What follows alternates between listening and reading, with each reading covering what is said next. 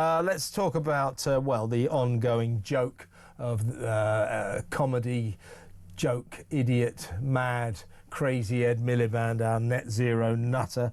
7% of voters think that Ed Miliband's net zero crusade will reduce their bills. Well, that's not surprising, is it? Because he said, oh, I'm going to bring your bills down by £300. They've gone up by £300 and they're rising. Net zero is going to not only make our bills, it's already made our bills the highest energy bills in the entire world, 5 times higher than America. And it's going to get worse and worse and worse. And by the way, along the way, it's going to ruin our economy. Ed Miliband is a clear and present danger to this country. Let's talk to writer and co-founder of the Climate Debate UK, Ben Pyle. Ben, good morning. Morning. Ed Miliband, he's mad, isn't he? Who knows what's going on in Ed Miliband's head? I don't know if I really want to know.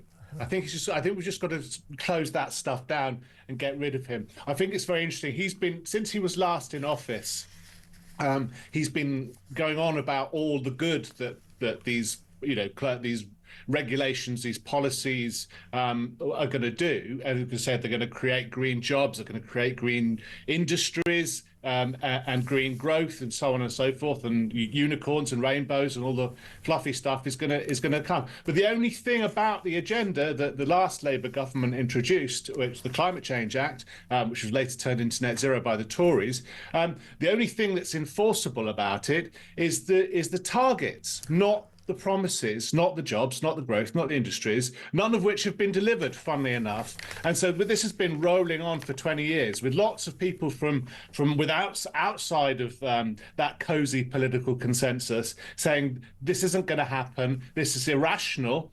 It's fundamentally at odds with physics, it's fundamentally at odds with economics, and it's fundamentally at odds with the interests of bill payers, of voters and consumers, and it's going to cost them. And sure enough, over that 20 years, bills have risen 3 or 4 times, jobs have actually been lost, industries have moved overseas, and we're now really starting to see that reality is dawning, not just on the general public, but even on the people who push this stuff. Yeah, Ben, I totally agree. And even Ed Miliband admitted a couple of days ago, oh, wind power isn't quite as efficient as we thought. You don't say. Next thing you'll be telling me it's not always sunny in Britain, so maybe solar panels aren't such a great idea either.